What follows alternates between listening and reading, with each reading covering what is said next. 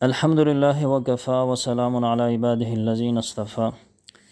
اللہم صلی علی سیدنا و مولانا محمد وعلی آل سیدنا و مولانا محمد صلاة تنجینا بها من جمیع الاحوال والآفات وتقضی لنا بها جمیع الحاجات وتطہرنا بها من جمیع السیئات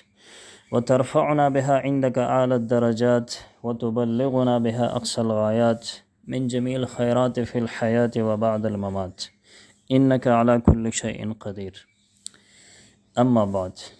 ریاض الصالحین کا 11واں باب ہم پڑھ رہے تھے، باب فی بیان کثرت طرق الخیر،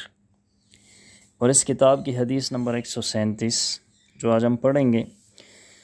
اور یہ حضرت ابو المنذر ابی بن کعب رضی اللہ تعالیٰ عنہ سے روایت ہے۔ وہ فرماتے ہیں کان رجل لا اعلم رجلا ابعد من المسجد منہ،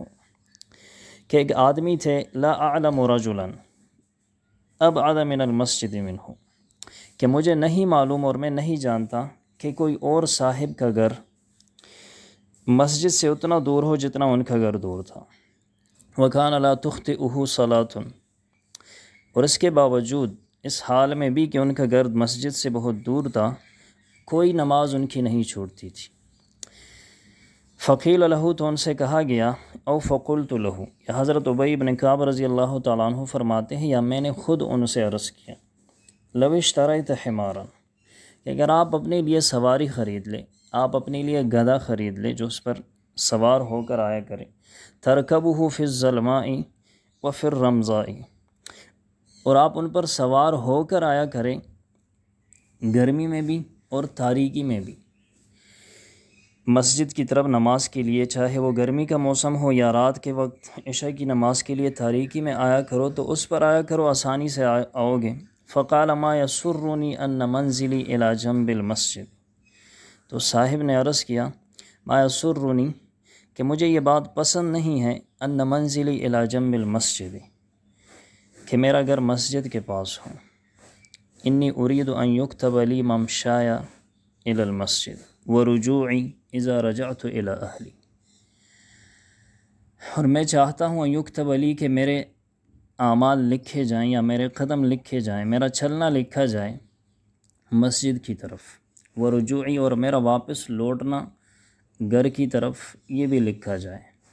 فقال رسول اللہ صلی اللہ علیہ وسلم،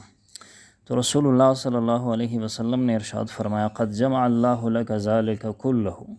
کہ اللہ نے یہ سب تمہارے لیے جمع فرمایا۔ رواہ مسلم، اس حدیث کو امام مسلم رحمہ اللہ نے روایت کیا ہے۔ وفی روایت، اور ایک روایت میں ہے، ان لک ما احتسبت، کہ تمہیں تمہاری نیت کے مطابق ثواب ملے گا۔ مسجد کے قریب ہونا بھی باعث فضیلت ہے اور باعث شرف ہے، اجر و ثواب ہے، اور یہ فضیلت قرب مسجد کی وجہ سے ہے، اور مسجد سے دور رہنا بھی باعث فضیلت ہے،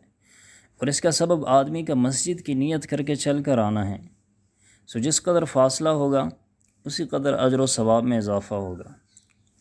اس حدیث مبارک میں یہ بیان ہوا ہے کہ ایک صحابی رسول صلی اللہ علیہ وسلم مسجد سے دور رہا کرتے تھے، اور سخت گرمی اور رات کی تاریکی میں وہ چل کر آتے تھے اور نماز باجماعت پڑھتے تھے، اور مسجد میں باجماعت نماز کا اس قدر اہتمام کرتے تھے کہ کبھی کوئی نماز ان سے فوت نہ ہوتی تھی۔ تو حضرت ابی بن کعب رضی اللہ تعالیٰ عنہ فرماتے ہیں کہ ان کو سواری کا مشورہ دیا گیا، تو اس پر بھی یہی کہا کہ میں چاہتا ہوں کہ میرے آنے جانے کے سارے آثار لکھے جائیں۔ تو رسول اللہ صلی اللہ علیہ وسلم نے ارشاد فرمایا کہ جس طرح تمہاری نیت ہے اللہ تعالیٰ نے اسی طرح تمہارا ثواب جمع فرمایا ہے۔ سامعین کرام، یہ ان حضرات کا دینی جذبہ اور اعمال کا شوق تھا کہ کوئی بھی چیز ان کے لیے رکاوٹ نہیں بنتی تھی، چاہے وہ مسجد کا دور ہونا ہو، چاہے وہ گرمی ہو، چاہے وہ سردی ہو یا رات کی تاریکی ہو، یہ نماز کے لیے اور اعمال کے لیے اور دین پر عمل کرنے کے لیے پہنچ جاتے تھے۔